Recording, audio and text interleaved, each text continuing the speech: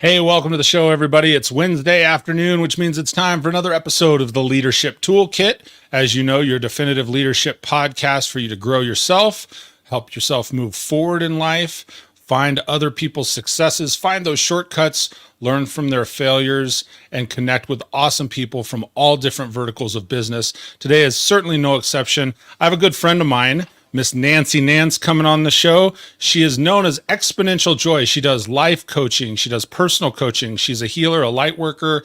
She is just an all-around phenomenal person. Here's one of the big keys. When it comes to leaders, a lot of times we always have to lean in on ourselves, right? And we think we have to constantly depend on ourselves, like, because we're supposed to have all the answers. So one of the things that Nancy, I know she is going to be so awesome at having this conversation today, because she helps people work through like their past traumas, their dramas, their frustrations, their anxieties, to help raise you up to your next level. So with that, I bring to you the amazing Nancy Nance. Nancy, how you doing today?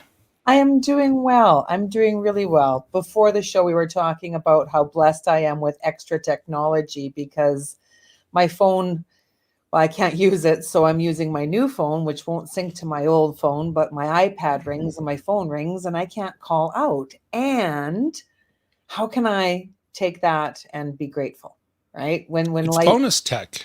bonus tech, when life goes sideways, what do you do, right? And Absolutely. And I think that's when we get activated. Some people will call it a trigger. Mm-hmm. I don't like trigger because trigger is gun.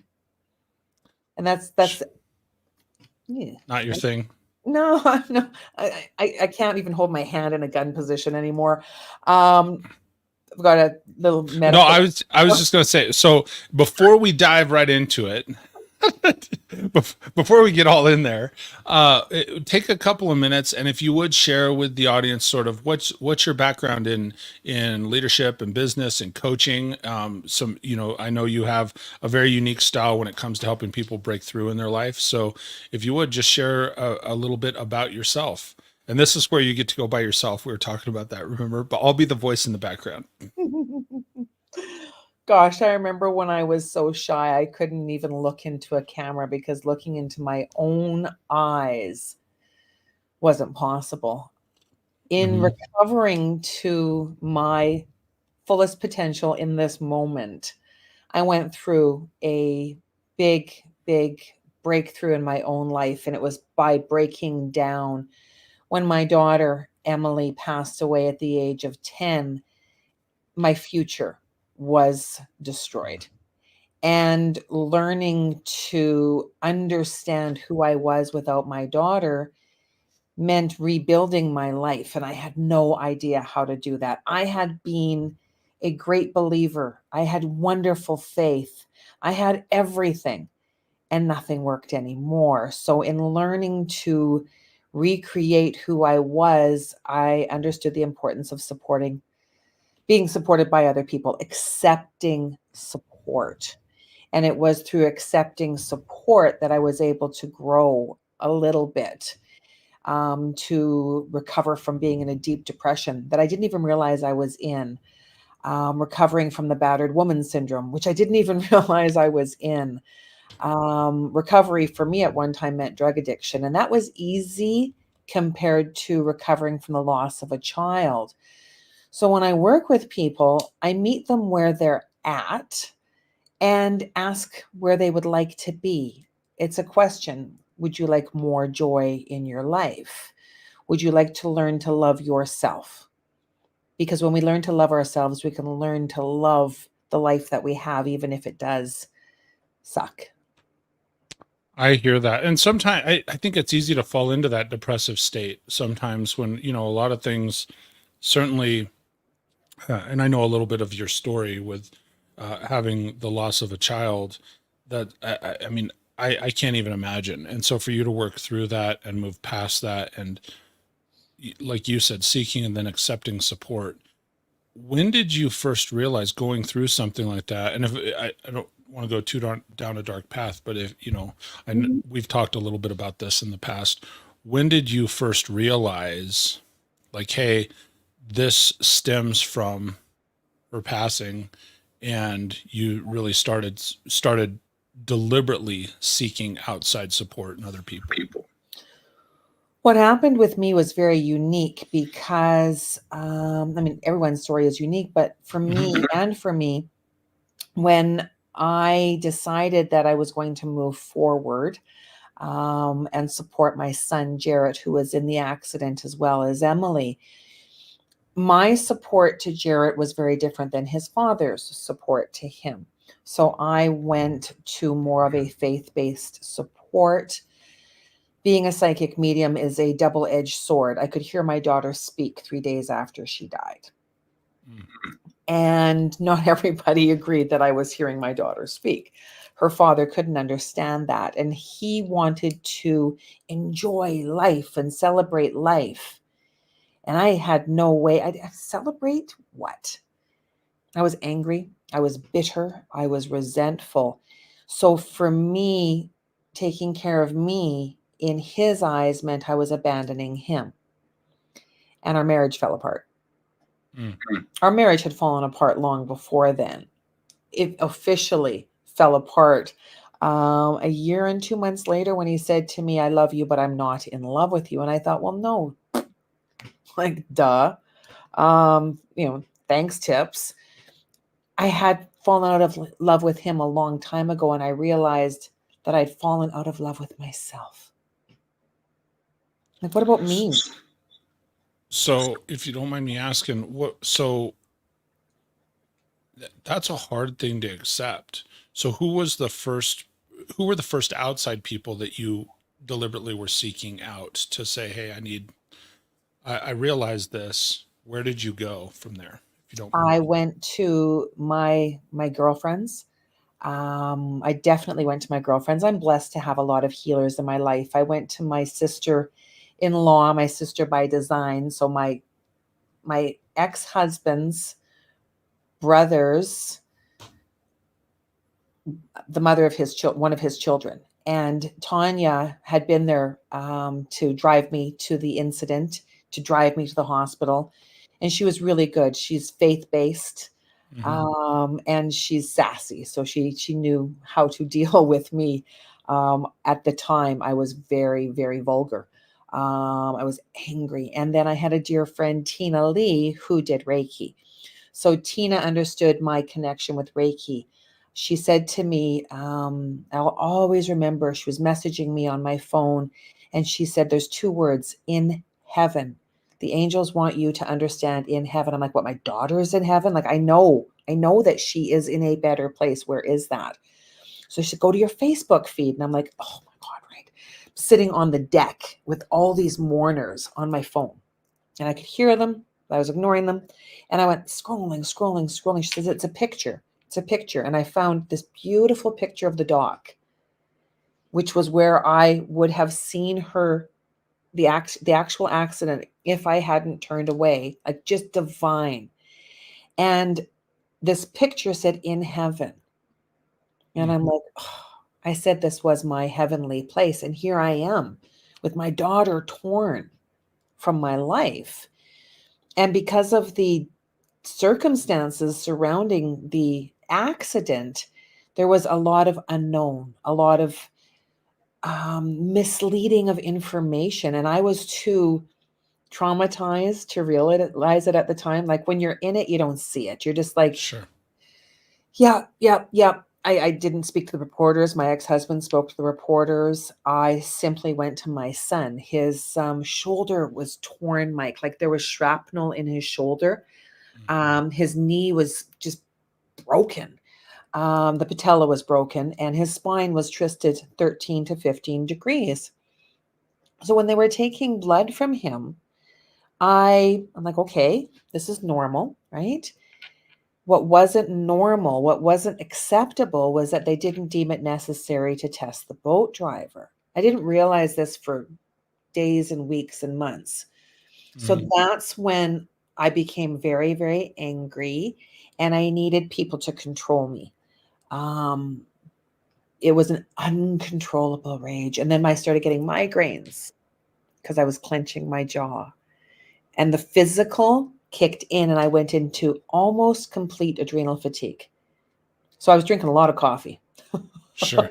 A lot. So, you know, first off, thank you for being so vulnerable and kind to share all that, because I know that, to go back through that is, again, I said a moment ago, like I couldn't even try to imagine, but for you to have to re-experience that and share, and knowing who you are now and how much growth you've seen. And I think that's really beneficial to people that will be, listening in on the show later or watching the show and so forth. So one of the things that you said is, well, I meet people where they're at.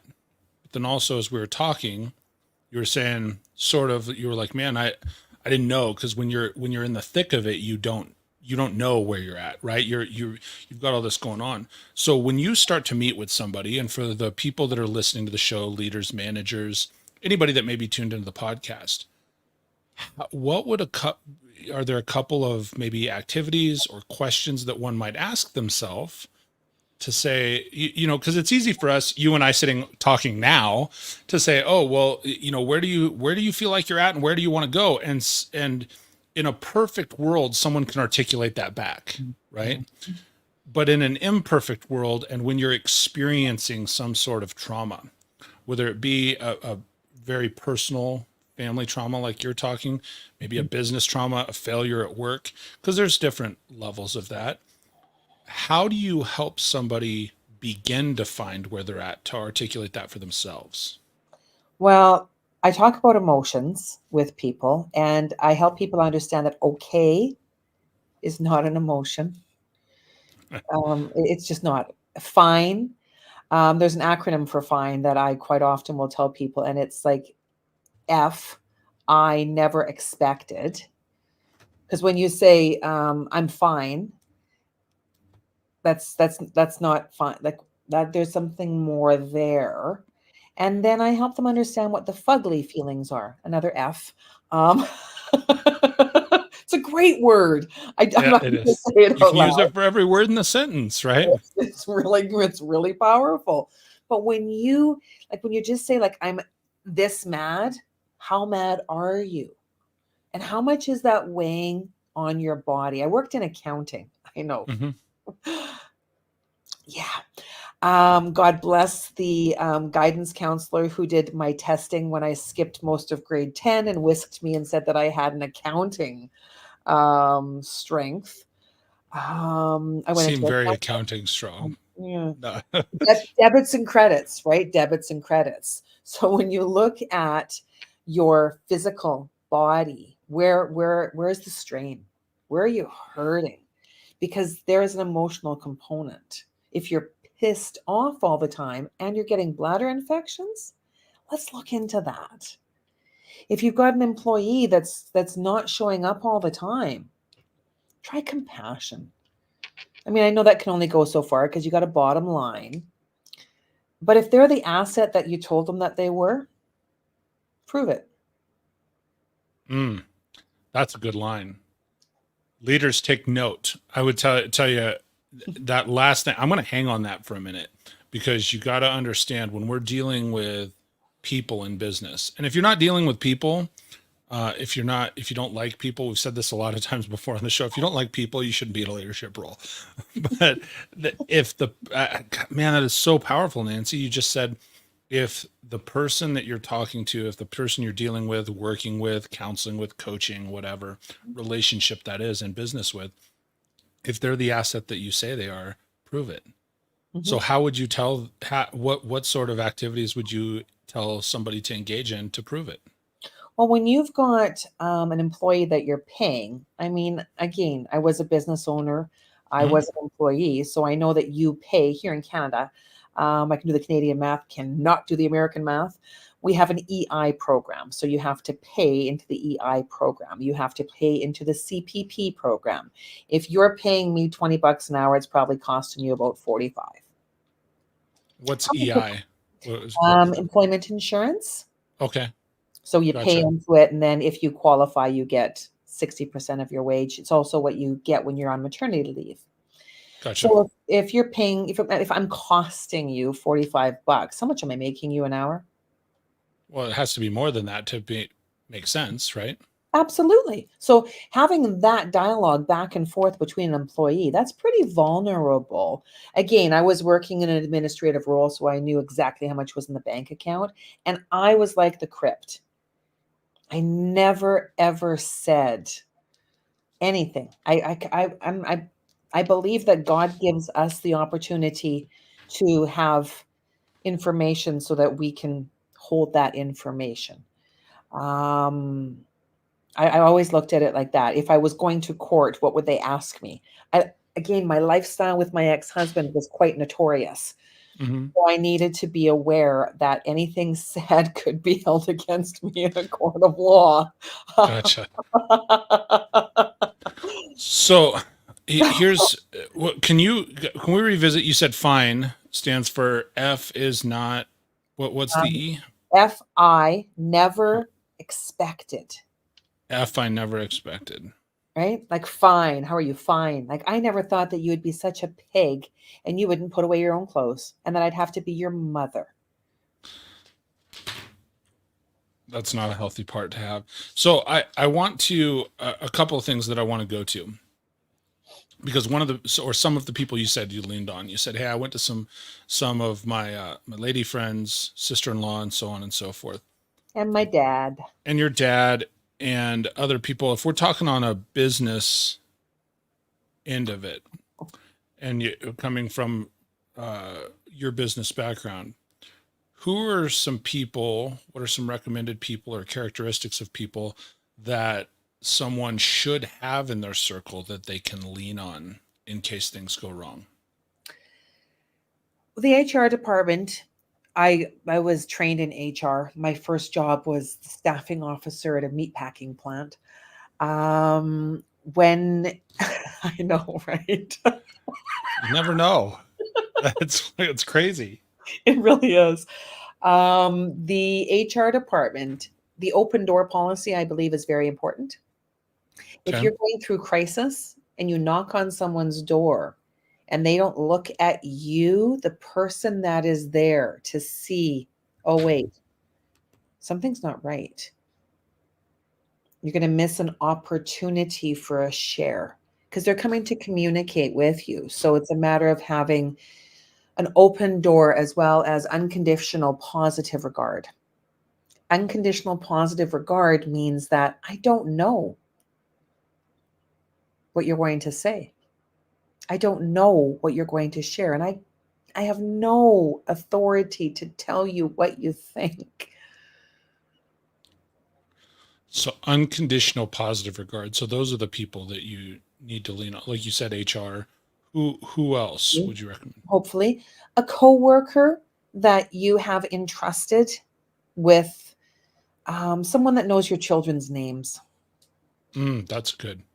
someone that remembers your birthday without having their assistant tell you. I was that assistant. So as people are working through traumas, as people are working through these things or frustrations, because I know that's one of the things that you really work with people through.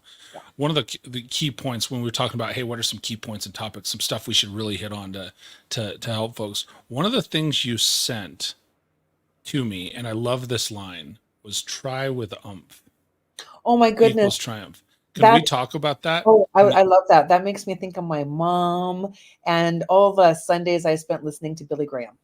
Billy Graham said that. So expand on that some. When it's try with equals triumph, just expand on it for a minute. And also, before I get too far ahead of us, because I have a tendency to do this, for anybody that may be interested, if you want to connect with Nancy afterwards, and I checked the link, you can go to Linktree. So it's linktr.ee/. You can find her at Exponential Joy. So it's EXPONENTIALJOY. And I always spell it out for people that might be listening because, when you get to online, sometimes we have spell stuff all different. So if you go check out Linktree/exponential joy, you can connect with Nancy literally everywhere from Facebook to YouTube to she's got courses and all kinds of, coaching opportunities. So thank you for sharing that with me. let's get into that though. What does that mean to you, when you're telling somebody try with because we said, hey, we want to get into that topic. Yeah. Expand on it some. Well, I love how Spirit suggested I grab these magnets at the beginning. I'm just like, okay. So magnets are really neat, and I use them for energetic healing. All the jewelry that I wear has a magnet on the back. It helps Okay. balance my energies. And when a magnet is going this way, like, I mean, this isn't magic, this is just a magnet, it connects. So when you try hard, when you use deliberate intention every single day, you get out of bed. When you wake up, you put your feet on the ground. You're going to get out of bed. You're going to triumph. If you make a whole bunch of excuses, then these magnets won't stick together. Like they will literally, and this is really cool, flip. It's so cool. I love magnets, and they're great for kids. I take them with me because I never know what child is going to be there. I had a lady I was working with, and her son was autistic. And I understood the autism right away. It was beautiful, so beautiful.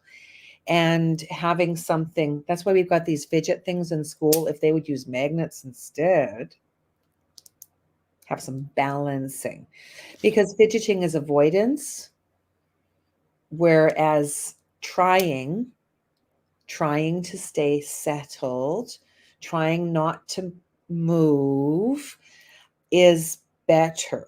We try to find that better feeling place. Okay. When I work with people, sometimes I look at their irritation levels. I don't have a clicky pen because I hate clicky pens. That clickety click, click, click, click, click, click, click, click. You ever been in a meeting and someone does Yeah. that? Did you see that? Did you see my eyes? It's like, Yeah. put down the pen. But that's irritation. Like, are you done yet? Are you done yet? Are you done yet? Or they're Right. That's crazy. Well, here's one of the unique things about the magnets that you're talking about.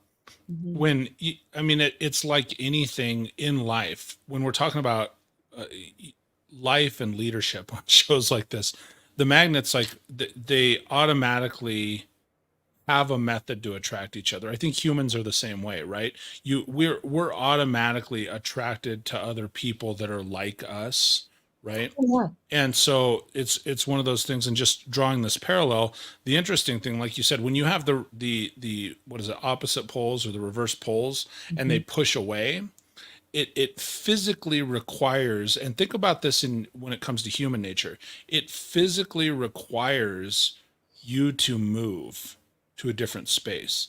Physically, I got to move over here and turn around, right? You got to physically make a move, just like the magnets in your hand did just a moment ago. They spin around to get to a place that is attractive. And I think as humans, we sort of do the same thing. And hopefully I'm drawing that parallel okay, that it's like, Yeah. look, we can push away from what that thing is for so long, but at some point, for us to really seek the success that we're supposed to receive, you have to be able to spin around and move to the side that you're attracted to be able to move forward in life. Oh, you do. And when you try, like when someone says, I'm trying, are you doing? It's like the Yoda quote. I I know. go to Star Wars. It's funny. I sent my daughter a Yoda meme the other day. Right, the try, do or do not. There is no try. There is Right. no try. She's in competitive gymnastics. I've shared with her many about her and any of my kids many times on the show.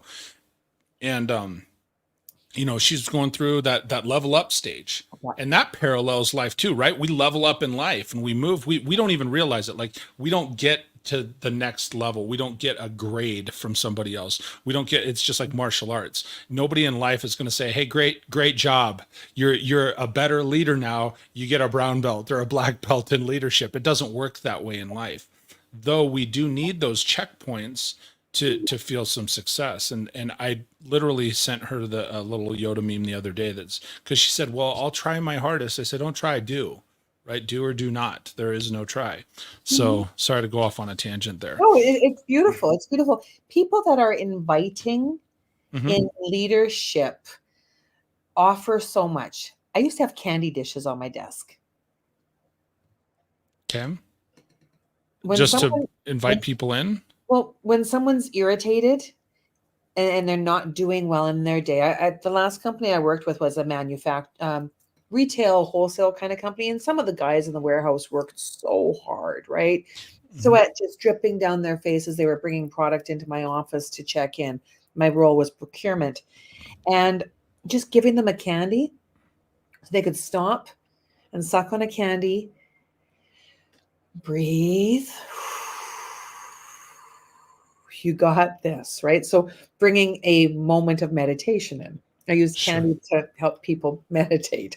Nothing It like puts people in present time. yeah, you're here. You're sucking on a Werther's. Because, well, I think that's really unique. I'm going to hang on that for a minute because I think it's so unique. Something so simple and so small Mhm. can really be a point of caring, because so often we so often are not in present time. We're in the future because I got to get this thing done. We're in the past because this thing got screwed up. But something so simple like that, I think that's really valuable. And people take note that something as simple as a candy dish, it puts you right here, right now in the moment. You're not thinking about the candy in the future. You're not thinking about it in the past. You're just right here with that person in the moment. So I In think that that's really moment, strong. sharing. One of Yeah. the things that you just said, and I want to move to, because I always try and ask questions and take notes throughout this. You said people that are inviting in leadership Mhm. are valuable and are powerful. What are some other key characteristics that you see from having been through HR, having been through business, and then transitioning now to being a life coach and growing individuals? What are three or four characteristics that you think are the most valuable characteristics for leaders to possess besides being inviting? When a leader says, I'll get back to you, and they give you a time, that's important, and they follow through on that. Okay. Without, and they do not expect you to get back to them in any different way. So if you're going to say, if I'm going to say, hey, Mike, I'm going to have to get back to you later Mm-hmm. on this afternoon. I'll get back to you later on this afternoon. And I'm asking you to give me time. I would do the same when Sure. I'm working with you. Hey, Mike, I've got this Canva design. I really would appreciate it if you could take a peek at it today because I need to get it to print tomorrow. I work with people. I never expect people to work for me. Love With, that. with. Well, you I've, get I've, married with somebody. It's like a marriage. When you're working with someone for 8 hours a day, that's your work wife, your work husband, your work family. And if your employees are ill, do you help them? Oh, that's not business. That's not business. It's a casserole. Make it, right? Casserole. You're not stepping over any line by making a casserole. Come on. that's funny. So, okay, so I've got being inviting, I've got follow through and doing what they say they'll do. What's one more really good skill or characteristic a leader should have? Body language. Body language. It says a lot. I mean, if you've got someone that's got their arms crossed and this is not inviting. I mean, it's simply not unless you're doing that rah rah Rasputin um The dance. dance? How is it that I know that from you? Like, how do I know? She says, rah, rah, Rasputin. This is what this means. It's either, there's only two things this could mean: the Russian dance or I Dream of Jeannie. That's Oh, the other oh, one, right? get me started. Ding. Ding. All right. So those are three really good things. So again, leaders take note. Be inviting, right? Be approachable. I think Mhm. that's really valuable. I had some people just say that to me within the last few months, where I was talking about, okay, as a leader, here's my expectations of you. And so then I asked this question deliberately, because I asked the people that work with me. I said, well, what are your expectations of me? And that was one of the number one things on the list. I had multiple people say, just stay approachable. Like, hey, we like the attitude. If you stay approachable, you stay inviting. Because I think people, especially right now, so badly need to be heard. Oh, Nancy, like they need to be heard and seen, Um, and then I love what you said about just doing what you say, follow through. If you say you're going to call somebody back, like, do you know how much weight that carries? Because so often, I was just talking to somebody about this. I go down these rabbit holes. This is just how my brain fires off.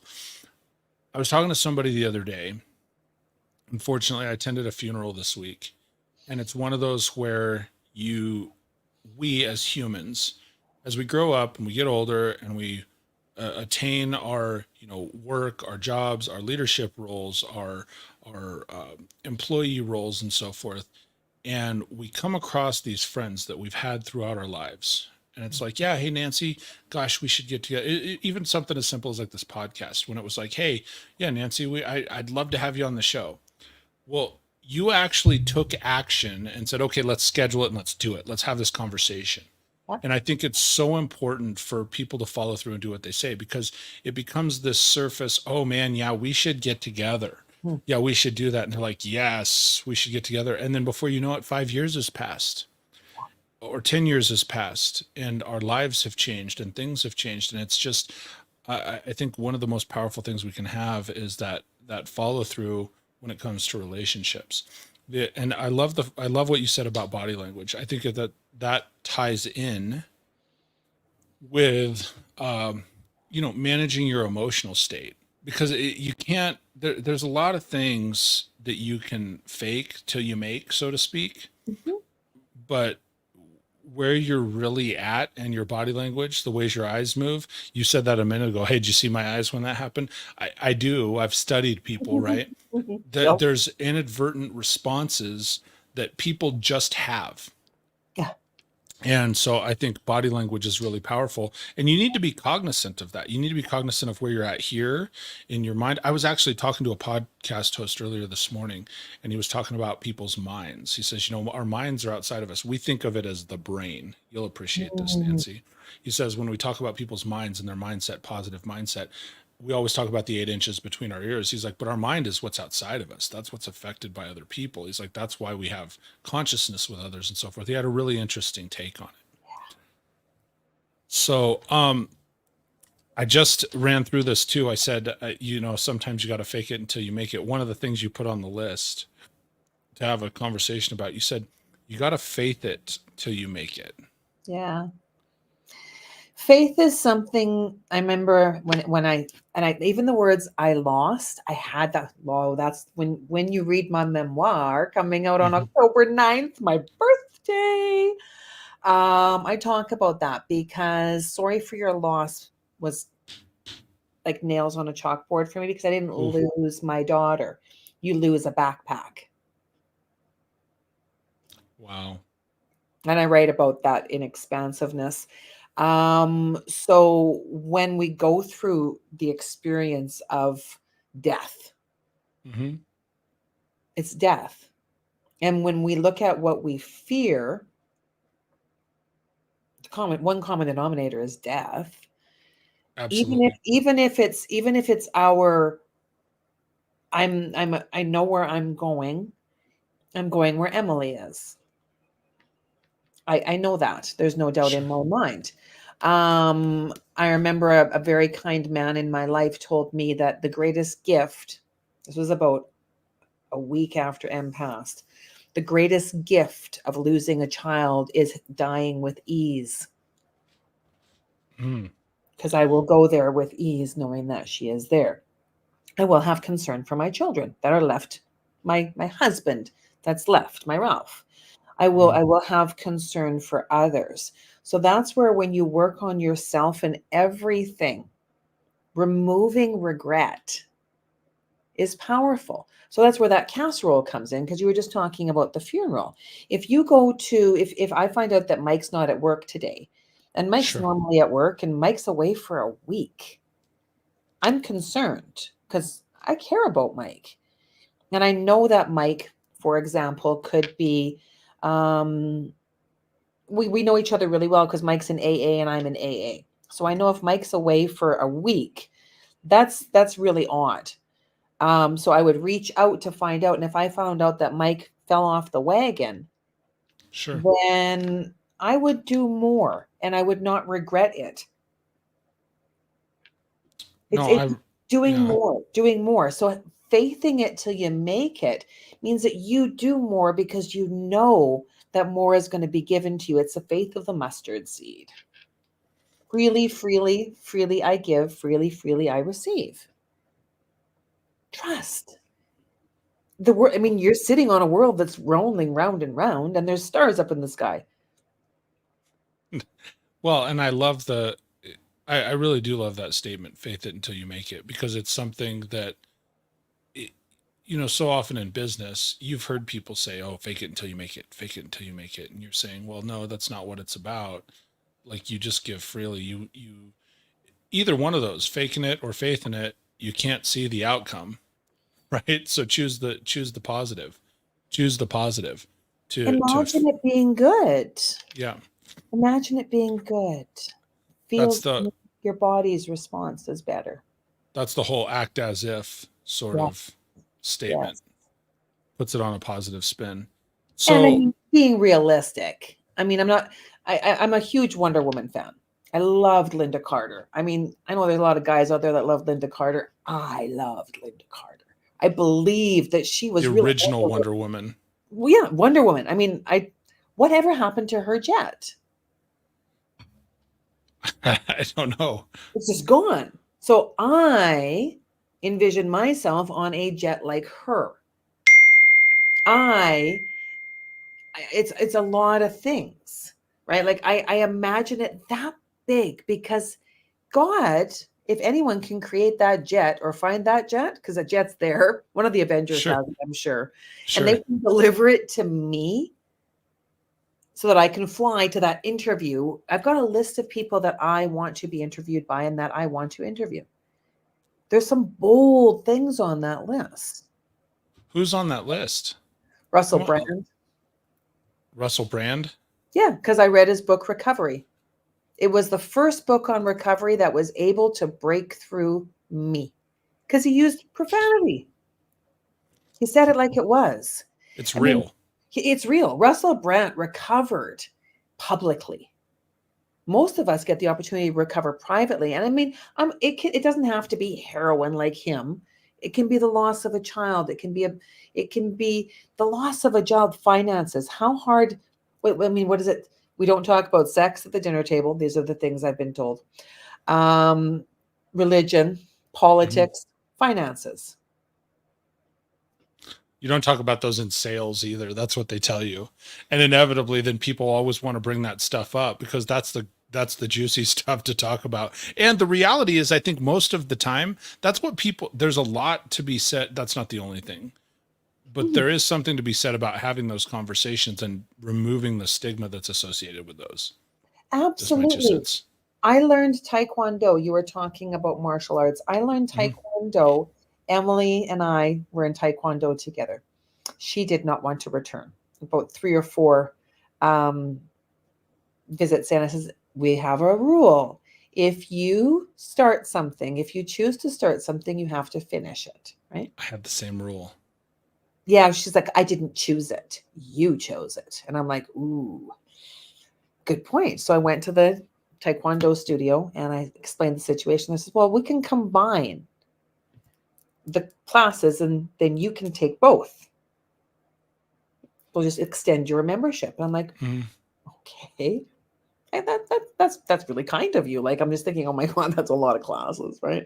Yeah. And I learned to be able to leverage my weight.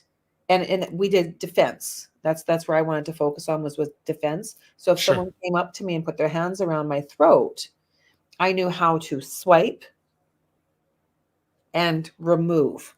And I remember when my nephew came over and he was a solid 250, solid.